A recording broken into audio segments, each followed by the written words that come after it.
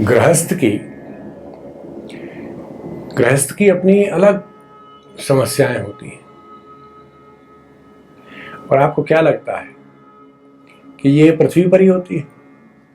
ये देवताओं को, भगवानों को और अवतारों को नहीं रही है समस्या गृहस्थ की? अगर गृहस्थ है तो समस्या होगी ना कुछ, टकराव होगा, उलझाव होगा, रूठना मटकना होगा ना। तो ये समस्या हर जगह रहती है।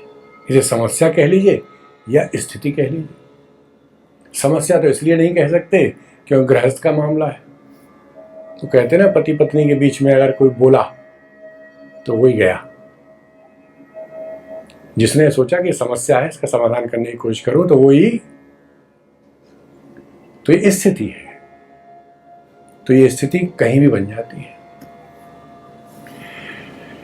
एक बार ऐसी स्थिति भोलेनाथ जी के साथ भी बन गई। हमारे शंकर भगवान, शिव बाबा, वो अपना ध्यान समाधि से लौटे, कैलाश पर्वत पे घर आए तो वहां देखा तो पार्वती मैया भन्नाई हुई बैठी हुई।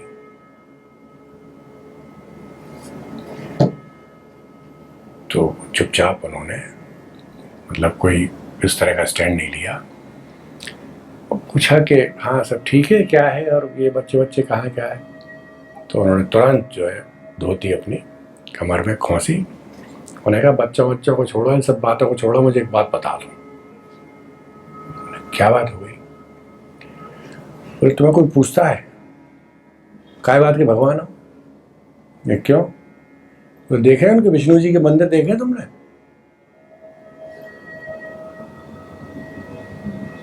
मतलब अंधाधुंध सोना भरा पड़ा है उनमें।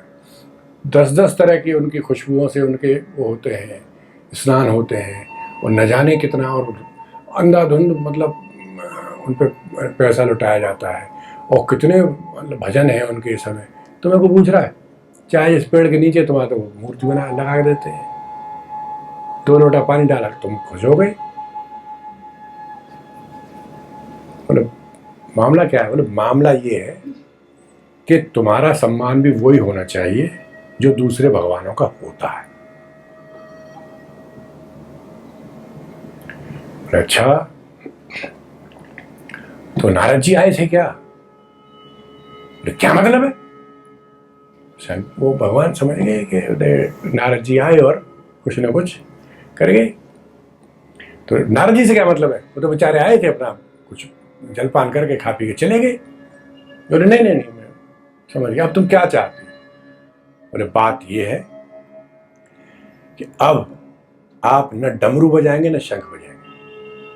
ये डमरू और शंख बजाते हैं आप, तुरंत बारिश हो जाती है। कभी आपने इस पर रोक लगाई? कभी ये बात हुई कि आपने बजाने से मना किया हो? तो बोले नहीं भाई, वो तो मतलब धरती पे वर्षा नहीं होगी तो सब खेती बाड़ी कैसे होगी? और ये डमरू बजाना, शंख नहीं बजाएगा तो बारिश होगी कैसे? ये मेघ आएंगे कैसे? यही आपका भोलापन है। इसी वजह से मैं परेशान रहती हूँ। कोई दुनिया में कोई पत्नी ऐसी हो सकती है कि जो ये इस पे नंदी पे, कम वक्त पे इस पे नंदी पे बैठ के और मतलब घूमे? ये कोई सवारी है? कोई पुष्पक विमान में घूम रही है, कोई गरुड़ पे जा रही है, और मुझे इस पे बैठा के कोई नहीं, मेरे अलावा कोई निभा नहीं सकती थी आपका साथ। वो मैं ही हूँ कि जो इसकी नंदी की सवारी कर मैं आपके साथ बैठ जाती हूँ। नंदी बेचारे अपने कान लटका के चुप हो गए, क्या करते।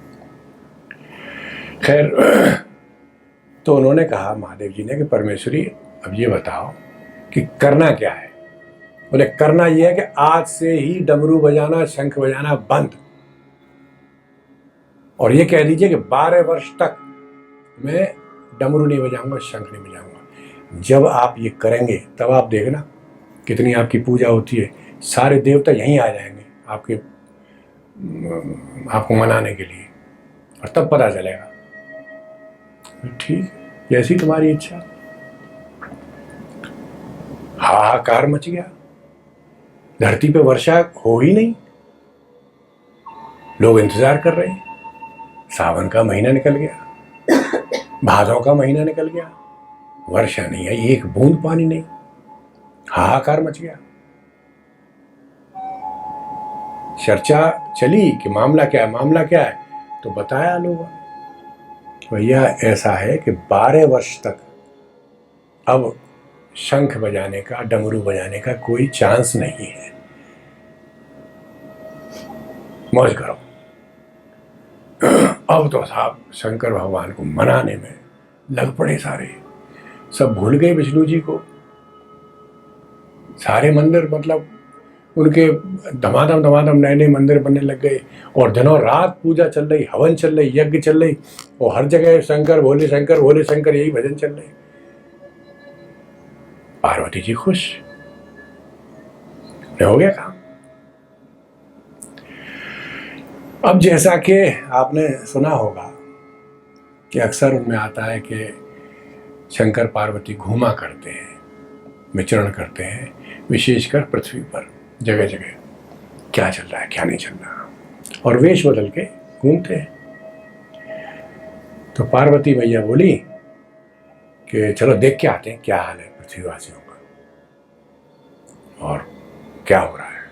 तो गए साहब, घूमे चारों तरफ, देखे तो वहाँ खूब ढोल नगाड़े बज रहे, खूब पूजा हो रही, वो भजन चल रहे, और उनके शंकर भगवान के उसमें पार्वती जी फूल गए, कुप्पा हुए। उन्होंने कहा ये, और उन्होंने कहा कि देखो कितना नारद ने कितनी बढ़िया सलाह दी मुझे कि इससे सब कुछ माहौल ही बदल गया। अब किसी भगवान की पूजा नहीं हो रही, किसी देवी देवता, किसी को नहीं पूछ रहा कोई, सिर्फ आपको पूछ रहा है कि नहीं।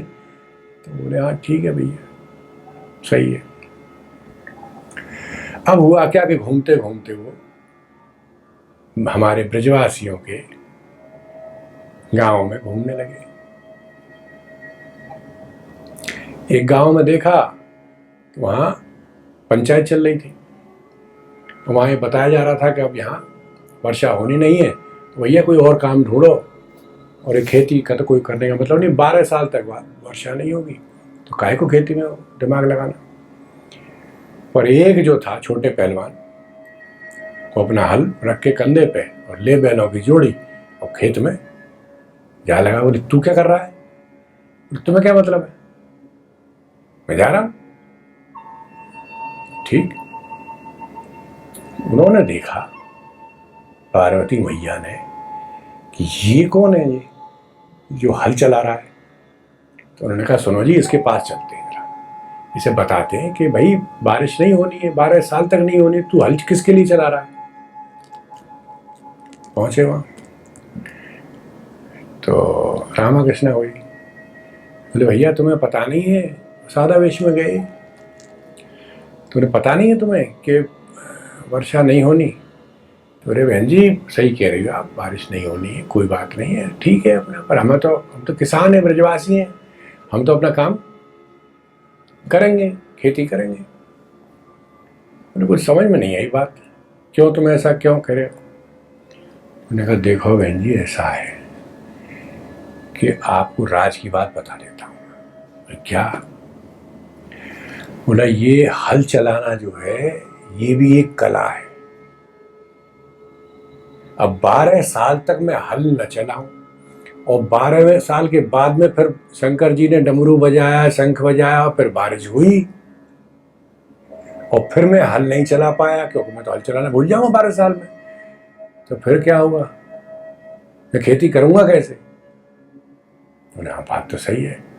और बोले हमारे शंकर भगवान जो है भोले भंडारी हैं, वो क्या जाने, उन्हें बहका दिया है किसी ने।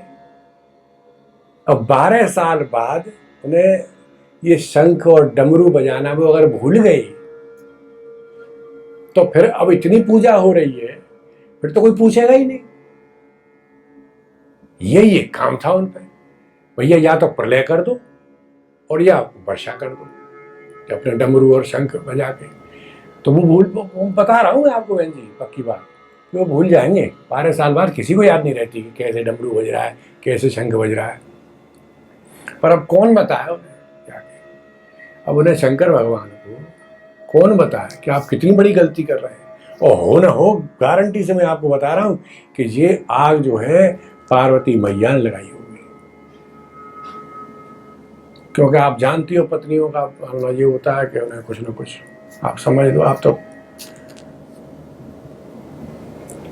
तो मामला गंभीर हो गया। अब पार्वती मैया जो है उन्हें एक तरफ ले, सुनो जी, एक तरफ इधर आ जा, तो ये क्या कह रहा, सुना तुमने? मैंने तो सुन लिया, और फिर मैंने तुमसे कहा भी था कि देखो ये ब्रज है, ये ब्रजवासी है, इनसे पंगा मत लेना। और उसमें भी तुमने सबसे खतरनाक आदमी ये छोटे पहलवान चुना, तो इनसे ब्रजवासियों के चक्कर में आने की जरूरत नहीं है, और हम यहां से चल रहे हैं, छोड़ो इन मामलों। उन्हें नहीं, बात ये बिल्कुल 100% सही कह रहा है। जब ये हल चलाना भूल सकता है 12 साल में, और इसलिए हल चला रहा है कि मैं भूल न जाऊं, आप अगर भूल गए तो बोले फिर क्या करूं? तो शंकर जी इसी चक्कर में घूम रहे थे कि किसी तरीके से मामला निपटे। बोले फिर क्या करूं, तुम कहो तो डमरू और शंख बजा के देख लूं? बोले बिल्कुल देखो। तुरंत उन्होंने डमरू अपना बजाया, शंख बजाया, दर दर दर दर करके बरखा रानी आ गई, बारिश हो गई।